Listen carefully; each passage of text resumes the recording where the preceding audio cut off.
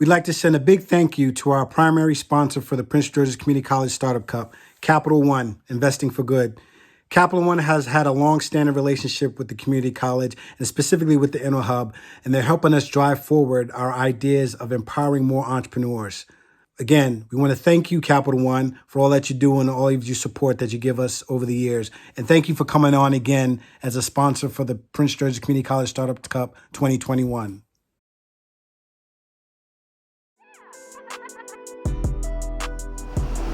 Hello, my name is June Evans, and I'm the director for the Center for Innovation and Entrepreneurship at Prince George's Community College. I am also the director of our new Innovation Hub. The Innovation Hub serves as a physical and virtual space where students, faculty, businesses, and the community can collaborate to solve problems, generate new ideas, and improve processes. We are here to effectively link all of the college's assets for greater impact throughout Prince George's County and the region. We are creating a movement to cultivate the next generation of new majority entrepreneurs and creators in order to celebrate and amplify the incredible ingenuity of the people of Prince George's County. We are a community and a learning platform created to accelerate the growth of entities of color and celebrate creators who break barriers and turn dreams into realities. Our network of creators come here to sharpen their business skills and build the county's next great businesses. Join me as we welcome our first cohort of the PGCC Startup Cup. But first, let's hear a little more about the program and his experience with entrepreneurship. Introducing Mark Lawrence. Hi, my name is Mark Lawrence. I'm the founder and managing partner of Incubate and president of Incubate Community Development Partners. My favorite role is the project director of the InnoHub at Prince George's Community College. The Prince George's Community College Startup Cup is a countywide pitch competition where we look for the brightest and the best that have ideas and give them the opportunity and resources to grow.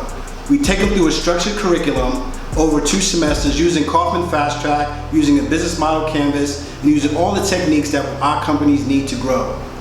We aim to increase the number of entrepreneurs. Matter of fact, we aim to increase the number of serial entrepreneurs because our community desperately needs it. So what we do during the Prince George's Startup Cup is have folks work on their financials, their elevator pitch, and their business model canvas. And they compete, in the lack of a better word, they compete and they pitch their businesses to the community to get advanced services delivered by the InnoHub. My entrepreneurship background spans multiple decades working in public sector and for private companies. I actually come from a family of entrepreneurs. A lot of my family from the Caribbean own their own stores, own their own transportation businesses, and that was ingrained in me, the whole entrepreneurship spirit and bug. After being a member and participating in a number of field startups, I took the time to really focus on building the entrepreneur infrastructure. They call it the entrepreneur ecosystem. Whereas there's more opportunities, the more wealth creation, and the more ways for people to impact and change lives. I like to say I focus on the serial entrepreneur, having people starting a business, growing it, exiting, and doing it again. Because I feel those are the ones that can invest in their community, invest in other entrepreneurs, and also keep the system going. Entrepreneurship is important to me because it provides livelihoods for the folks that necessarily don't have access. And a lot of my work has been focused on creating the on-ramps. So as you see with the InnoHub, we're open to everyone. We're open to students, we're open to the community, we're open to faculty, we're open to staff. All that have the idea bug and want to see if they have the chops and the makings to be an entrepreneur. Something that I'm working on is very exciting is what I'm calling Incubate Venture Studios. That's going to be a place where you have an idea, whether you're a startup or an existing business, that you can scale. And what we'll do, we'll help you do a couple things. We'll help build the management team, we'll help you attract investment, and we'll help you build capacity and get customers. Because of all the time that we found in our research and the work we've done, in underserved communities, we're all struggling to balance those three equations at the same time. I have a great idea, I build my MVP, I'm trying to find funding, or I have funding and I want to be an investor and I want to invest in that, because I have been an investor and it's often been as a loan shark versus lack of a better term, but I'm looking for a more efficient way to create a syndicate of people that have means to invest in those that don't have means to create great opportunities for us all. I support the work of the InnoHub because I'm very passionate about it. It's a project that I built, that I helped design, that I helped create. Because when you look at community colleges, they are the anchors in our communities for opportunity. And what we wanted to do is put a front door with an entrepreneurship lens, an entrepreneurship mindset to attract more people. The whole idea is the group of the whole. Once you see folks like yourself endeavoring to take that entrepreneurship risk, because believe me, entrepreneurship is risky, it's wrought with failure, but you gotta get up and go back again. That's why the infrastructure is so important. So what was the possibility of placing that entrepreneurial infrastructure at a place that already builds community and giving it the resources that it could survive, thus the InnoHub. What we believe is that with a good idea and a lot of grit, anyone can become an entrepreneur. And we need more entrepreneurs, and more entrepreneurs need support. So we know entrepreneurship remains the backbone of the American dream. And we looked at this in three phases: plan, pitch, and prototype. First, the plan. Having some structure around your idea, who your target customer is, your initial set of financials, how much does it cost for you to start this business? We like to have you plan that.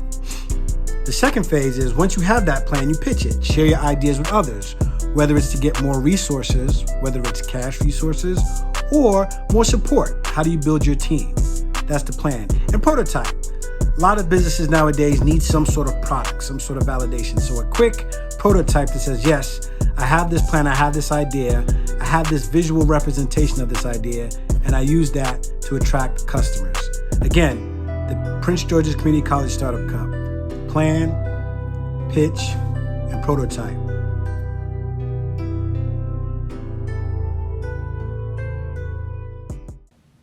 Let's now hear from Richard Batiste and Gil Perkins, the facilitators of the Prince George's Community College Startup Cup. Good afternoon. My name is Richard Batiste, and I grew up as an operational executive in the printing and packaging and publishing industry. To put that in context for what that means, I've had an opportunity to work on the production of Sports Illustrated, Time Magazine. I ran operations for USA Today, publishing USA Today's domestic edition as well as their international edition. Along my journey, I've got the entrepreneurial bug, and a number of things occurred. One entrepreneurial opportunity was my wife and I, we started a movement center. And when I say a movement center, it is a dance, martial arts, cheering, tumbling center that also does before and after care services for school-aged children. Another entrepreneurial opportunity that I had the opportunity to be involved in is I was one of the owners and startup members of a paper distribution company. That paper distribution company bought paper and packaging supplies from manufacturers, and we resold it as a value proposition for industrial paper users. Paper users such as Macy's for freestanding inserts that you would see in your mailbox, such as Procter & Gamble, the brown core that you see at the very center of a roll of Charmin or Bounty. That is a product that we supply to that organization all across North America. Another entrepreneurial opportunity that I had the blessing to be involved in is the startup of a nonprofit organization. And that organization is a education-based nonprofit focusing on youth ages 12 through 25 in 5 pillar areas. Those areas are academic performance, financial literacy, job training and readiness, health, wellness and movement, and entrepreneurship. Entrepreneurship is important to me because entrepreneurship is the lifeline to innovation. Ideas come from all walks of life, all people, all circumstances, and when you're entrepreneurially minded, you see opportunities. You feel that you can grab onto an opportunity and create and implement that opportunity, and it becomes a meaningful piece of society. Something that I'm working on that's really exciting to me right now is I'm in the middle of a design build out for an augmented reality workshop series for youth. I support and work with the InnoHub because they are a think tank for tomorrow's entrepreneurs. The team is focused on taking an entrepreneur from the idea stage to the implementation stage. And being an entrepreneur myself, it's difficult to find a group of people, an organization, a think tank that you can come and share ideas and get help to take it from an idea actually into a product and or service. I feel great about the community that the Innovation Hub has created. For the reasons for that is, again, when you think about it, the Innovation Hub is a place that you can come with an idea and ask for help to vet, to build out your idea, to do a sanity check on your idea. Not all ideas are a good idea, but all ideas can become a great idea with the right team. And the Innovation Hub clearly is building the right team and is heading in the right direction for Prince George's County. The PGCC Start Up Cup course was a great experience for me as well as the students in the course. It allowed entrepreneurs to bring their idea. Some of those ideas were purely still in the infancy stages, a speculative idea, and some of the ideas were a little bit more advanced, where the entrepreneur had started to work on a business plan, had started to do some customer research, information. It allowed each entrepreneur to express their idea, get feedback from their colleagues in the class. It allowed us to challenge their idea, and the whole intent was to make their idea better, to advance their idea to the next stage in the business process. A lot of times an entrepreneur has an idea and they run all the way to starting a business in a vacuum. And one of the things that the InnoHub provides is the ability for an entrepreneur to work with other entrepreneurs to get their ideas vetted and to scrub it down in such a way that the idea really and truly has a chance of becoming a huge success. There was a number of ideas that pivoted throughout the course because of the engagement from the entrepreneurs with each other. So it really was a learning experience, a learning environment, and truly a collaboration event. I'm Gil Perkins, one of the facilitators for the Startup Cup, and my entrepreneurial background is as the founder of an education technology company called Words Live. And I started the company to address the literacy crisis in education in K through 12. And I wanted to do it in a way that I knew would increase the engagement of students. It would allow them to demonstrate how proficient and how masterful they are over their learning content. I think they're not given the right platform. They're not given material to assess whether or not they can read and write over content that makes sense to them and is culturally relevant to them and helps them make sense of the world. And so what I did was create a system to integrate things like the music, particularly, but movies, web series, things they're consuming already, and connect it better and back to their classroom source material in a way that achieves the exact same learning objectives. And the technology automates lesson plans so teachers can do it seamlessly and have no excuse to allow their kids to do that in their classroom. And we went through the whole gamut from an idea to a couple sketches on a piece of paper to an interactive thing in a website to a fully functional web application that classrooms are actually using and teachers are actually using and parents are actually using it, have scaled to a couple thousand teachers across the country using our beta and our MVP. And that allowed me to raise some money and then to go and build a real fully functional product, which I'm proud to say we're bringing to the country now. So it's been real. I've done every single part of this game, from raising money to hiring an engineering team, hiring staff, doing payroll, pitching like crazy, all across the country, going into pitch competitions, I've done a lot of accelerator programs. I feel like I've had my full share of the entrepreneurial journey in my background. So why is entrepreneurship so important?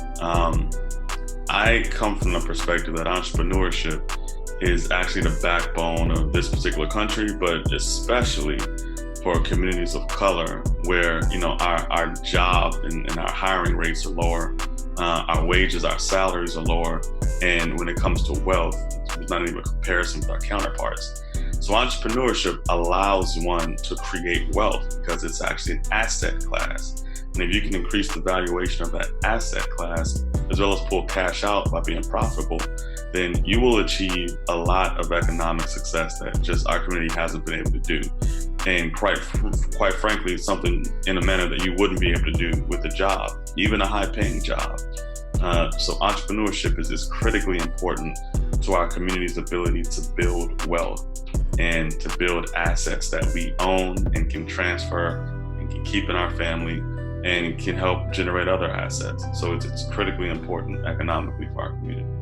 Something I'm working on that's really exciting right now are new partnerships with parents in our sort of industry in education. Is called parental pods. And these are parents that are grouping together in response to the pandemic and saying we're going to take control over where our kids learn, how they learn, and they're becoming like micro independent schools. A lot of parents aren't comfortable with bringing their kids to school yet. So they're taking matters into their own hands. They're hiring their own facilitators and they're adapting curriculum to their kids' needs. And I think that's an exciting movement that's happening right now in education. I'm glad to be a part of it and help as many pods out as we can. So yeah, that's something. Why do I support the work at InnoHub? I think for the reasons addressed above, InnoHub is speaking directly to the community in Prince George's County. And like I said before, if you're going to be serious about wealth building, you have to be serious about asset building and asset generations and owning assets and being able to transfer and manage assets. And the InnoHub has taken a particular focus on helping entrepreneurs develop their programs and in effect develop that particular asset called the company. And so the goal is just to merge the best field practices with the best theory coming out of entrepreneur and startup literature. And I have a good background in both, so I'm able to help InnoHub.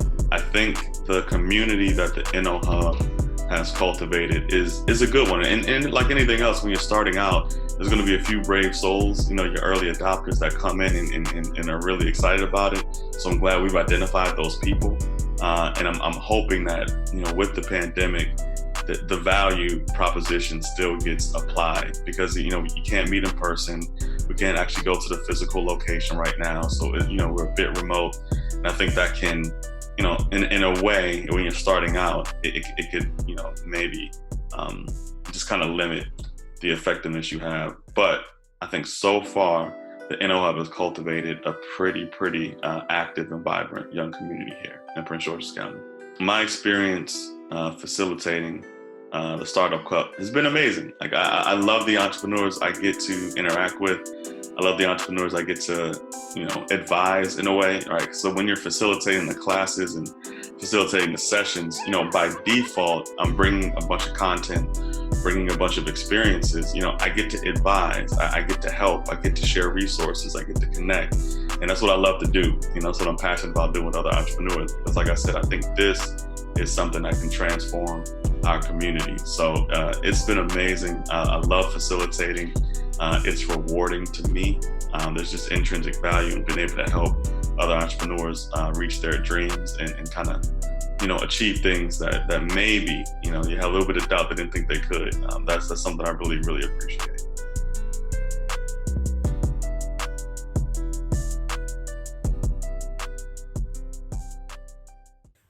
Introducing the 2020 PGCC Startup Cup cohort. In-Home Baby Carrier. Founder Sarah Glover. In-Home Baby Carrier brings innovation to childcare with its new and improved, comfortable, and secure in-home baby carrier. RYG Light LLC. Founder Lowell Cade. RYG Light LLC has developed a product that functions as a fully capable conventional display of traffic signals. QED Inc. Founder, LaShawn Quander Mosley. QED Inc., as a lobby and consulting firm, provides various business administration and human resources features in order to provide clients with an improvement to their office environment. Will to Health. Founder, Jason Ingram. Will to Health provides mental health services to clients alongside continuing education courses for mental health professionals to ensure the most up-to-date practices are being used in the field. CP Audio. Founder, Charles Wiggins. CP Audio is an audio technology installation company that works to provide the most efficient service to customers from various platforms. Taster's Choice. Founder, Adrian Williams Van Buren. Taster's Choice offers their clients a unique, through an intimate and personalized experience in event planning, venue decorations, dessert creation, and blues services. J Phenomenon One. Founder, Abigail Johnson. J Phenomenon One is a one-stop shop mobile app for all voter needs with real-time location for voting polls, candidate bios, and sample voting cards. The Black Vote. Founder, Jennifer Epps. The Black Vote is a mobile app that helps to connect Black voters with local elected officials and candidates for community engagement and community enrichment. Zoel Co. Founder, Tasia Thomas. Zoel Co. is a platform to help companies connect directly to influencers and brand ambassadors and quickly scale social media resources. Personalized Instruction Gaming Institute, LLC. Founder, Dr. Manfred Ayuk. Personalized Infrastructure Gaming Institute is a high-tech, personalized K-12 education gaming platform that utilizes several points of cognitive contact with students anywhere and at any time. Those are the Prince George's Community College Startup Cup cohort for 2020. Now, let's hear the pitches from the first cohort of the Prince George's Community College Startup Cup. Hi, my name is Jennifer, and I'm the co-founder of the Black Vote. We're a tech company that connects Black voters with political candidates. For example, have you ever gone to the polls or filled out your mail-in ballot and you had no idea what the judge of the circuit court did and how it pertained to your life, or the school board candidate and whether or not they cared about the school-to-prison pipeline? Well, the Black Vote, we demystify all of that. We are in the business of democratizing democracy. We create a space to get information to the candidates or to the voters, the Black voters. 2, we create an opportunity to get involved in the candidate's campaign. And 3, and most importantly, we make sure that the candidates that you're gonna vote for are reaching you because of your interests. So our tech will make the 20 million Black voters, registered voters, confident and informed about their voting choice. Our customer is the candidates that want to get in front of 20 million Black voters. And our competition, I'd say, is Ballotpedia and politicking. While they're great platforms, they give you almost too much information. So the Black Vote informs quickly and sets us apart from the other ones. So here's the business model. We want the candidates that want to get in front of the 20 million registered Black voters to pay for that access. We want to make sure that the donations, a piece of the donations that the candidates will be getting to their campaign goes to the Black Vote. And lastly, the swag. We want everybody to wear the Black Vote swag. So we're looking for an investment of $50,000 to do a couple of things. One, pay for a developer that will be really great and be able to get our technology up and running. Secondly, marketing. And lastly, inventory for our merchandise. So we're looking for the support from the Black Vote. Visit www.theblackvoters.com. Hi, my name is Sarah Glover from In-Home Baby Carrier. Our in-home carrier helps infant caretakers such as parents, grandparents, family and friends carry infants or toddlers from room to room with little effort. Recently, I had to keep my grandson, and I was so challenged in watching him and trying to complete my everyday household duties, such as preparing a meal or cleaning the house, that I had to go to the internet in search of a product that would help me solve this problem. As I scoured the internet, I could not find a product that was not attached to the body or heavy and bulky like a car seat. But I remembered I had a baby carrier which served as both a carrier and a car seat. That reminded me that maybe a baby carrier was the solution to this problem. Is this baby carrier different from other products that are on the market? First of all, it's not attached to the body in any way. It's not attached to the hip, the side, or the front of the body. Second, the in-home baby carrier is unique. It's lightweight, it weighs less than 5 pounds. It's also safe because it has harnesses which hold the baby safely in the car seat. Likely customers will be parents, grandparents, daycares, and any place where babies have to be maintained for a number of hours. My carrier is safe for infants from 3 months up to 25 pounds. Now that we're in a different season, namely COVID-19, this is the perfect solution to your problem. Why? Because you simply strap your baby into the carrier and work uninterrupted for multiple hours, a win-win solution for both of you. Research indicates that the new parents spend up to $6,000 per year on furnishings, which includes home products for their newborn babies. The in-home baby carrier will become a necessity for those caretakers and professionals who may be artists, writers, consultants, even small business owners, to name a few, with a baby in the home. This is a vast market, and I want to fill the void, and this carrier provides that solution. I've tested my hypothesis on SurveyMonkey with 118 respondents regarding the need and function of the in-home baby carrier. Weight, mobility, and safety garnered at least 30% of that market.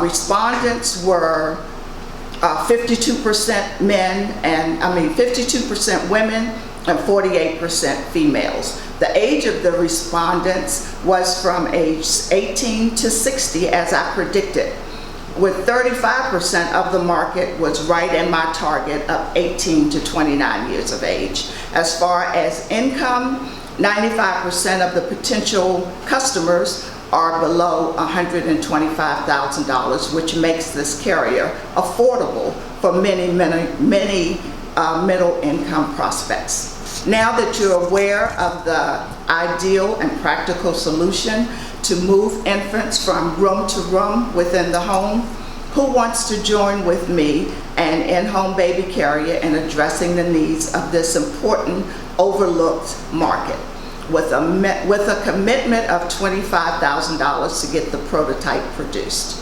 Thank you. Hi, my name is Charles Wiggins, CEO and co-founder of CP Audio. My partner and I, Paul Matthews, formed our relationship through car audio many years ago. After many years of being in the industry, we decided that we wanted to take our love and passion and form a company. Thus, CP Audio LLC was created and founded with over 30 years of experience in the industry between the two of us. We found that even though we had our creative differences, it was our passion that centered us and aided in the development of the products we had for CP Audio LLC, as you can see here. Our goal was to create products that allow our customers to express themselves artistically, all the while using music. We aim to provide a high-quality product for audiophiles with nothing less than exemplary customer service. As we continue our search to acquire capital to push the business forward, our vision remains the same. Here at CP Audio, we strive to provide the best products so your vision may be heard.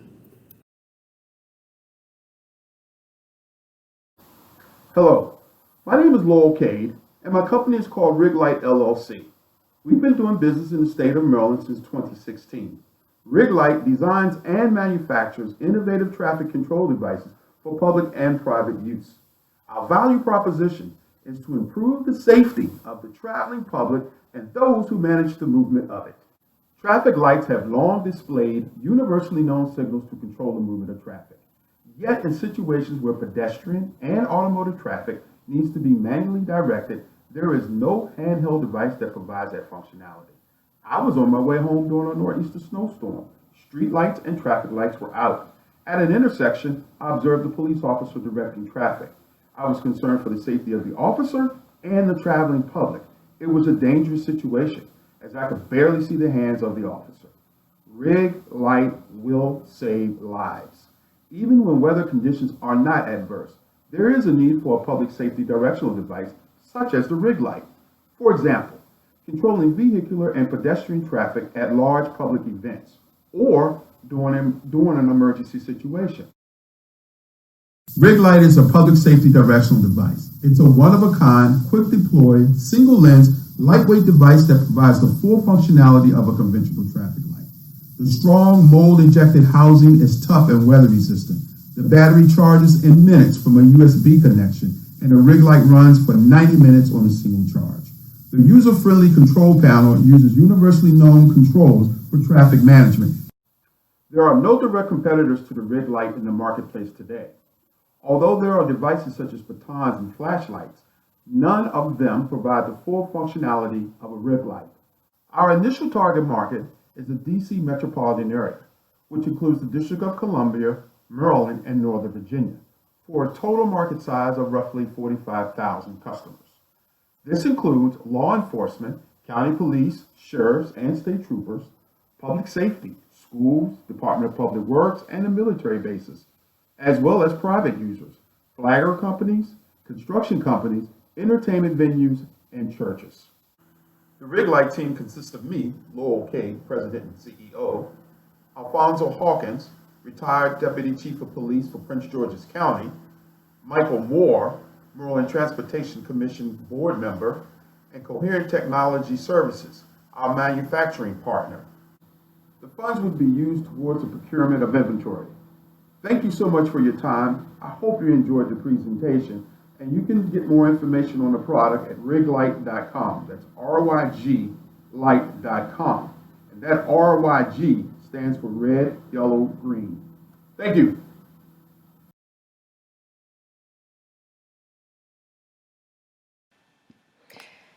This past September, a global climate change time clock was placed in Times Square by artists Andrew Boyd and Gan Golan. It read 7 years, 103 days, 15 hours, 40 minutes, and 7 seconds. That's the deadline we're working against to decrease the carbon that is currently being emitted into the atmosphere.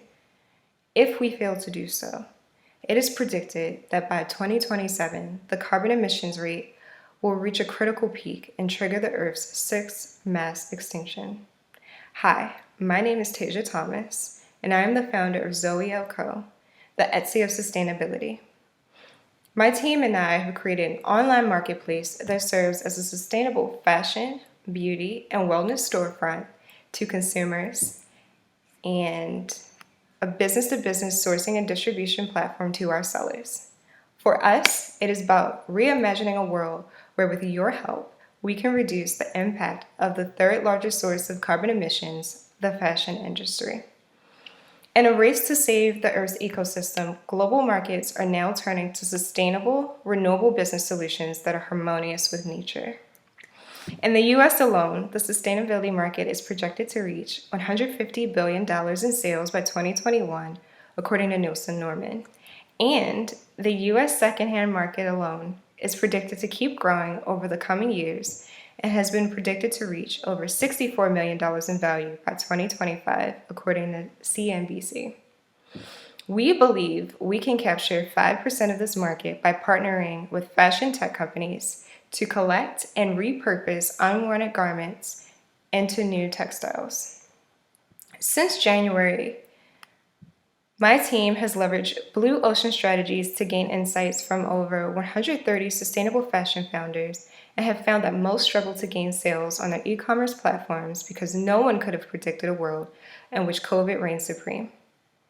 This year has undoubtedly presented brand owners without digital marketing prowess with unique challenges because in-person selling experiences such as trade show vending and pop-up shops can no longer allow them to scale their businesses. take Zena, a 27-year-old Chicago-based brand owner that specializes in the creation of 100% silk garments like blouses and dresses, with price points ranging from $150 to $300. And last year, when her store debuted, she found instant success in attending the trade show Magic. With the success of the trade show, she was able to use the money she earned to open a physical retail space in her mall. Then COVID hit and she was no longer able to sell the in-person experience or the feel of the product on her customer's skin or its amazing craftsmanship. And without this ability for new customers to tussle her garments in person, she's seen her sales come to a grinding halt. But together, we are working with Zena to create a clothing utopia and a new story for her to sell, where waste really does become another man's treasure. Our company is sourcing Zena's silk fabric and collecting any unused scraps at the end of the production process. Then, when customers purchase, Zena will incentivize the return of her customers' old garments through a buyback program. Once received, the old textile will be collected by Zoe L and repurposed and manufactured into new goods like a new dress or infinitely recycled into a new rug for your house or housing installation or a refurbished dress. With your investment, our team will be able to make our first full-time hire to focus on establishing relationships with fashion tech companies, logistics partners like FedEx, and fashion manufacturers such as H&M. Our team has the expertise to pull this off and is already finding success. We are in talks with the Cotton Incorporated industry, who is taking old jeans and turning them into housing insulation. We are working, as I mentioned, with over 100 owners in the space that we can use to take this idea to market. We really want to be on your team and help save the environment. Thank you for this opportunity. Now, let's hear from the InnoHub and Incubate digital team.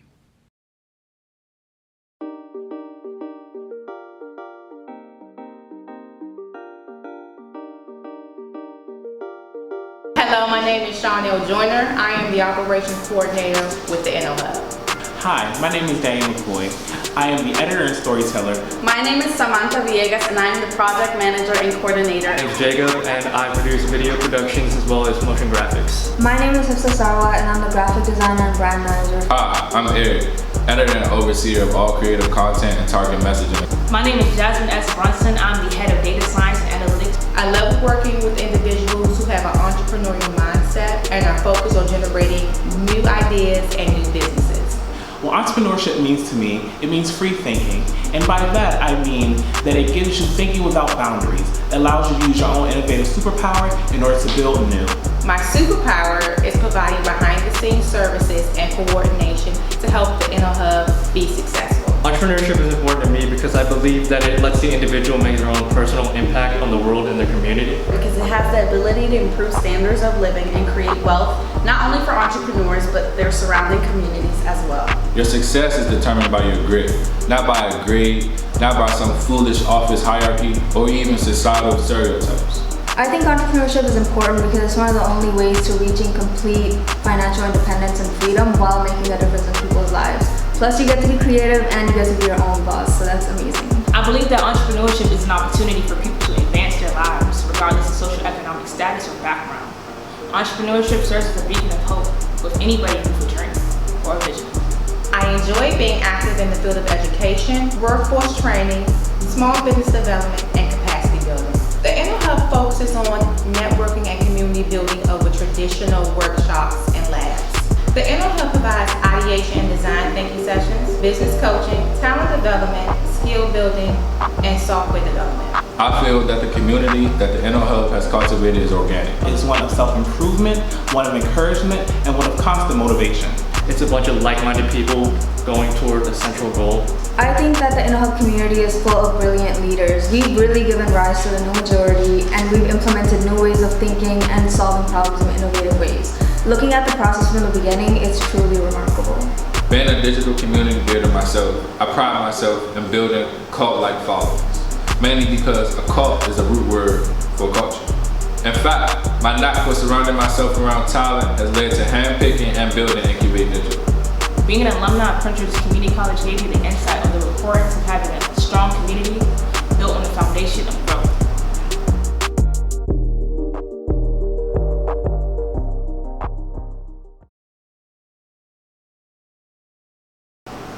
I hope you enjoyed our program today. We are gearing up for our next PGCC Startup Cup in spring 2021. If you are an entrepreneur at heart and have an idea, register today for our PGCC Startup Cup prep course. This will help qualify you to participate in our second cohort. Applications will open up in February 2021. If you are a startup business or seasoned business owner and you want to accelerate your growth, sign up for our free business consultation to hear more about our ideation sessions that are designed to help you validate, test, and prototype new products or services. Get started today by visiting us at pgcc.edu/InnoHub or contact us at 301-546-8233. Email us at innohub@pgcc.edu and make sure you follow us on all our social media platforms.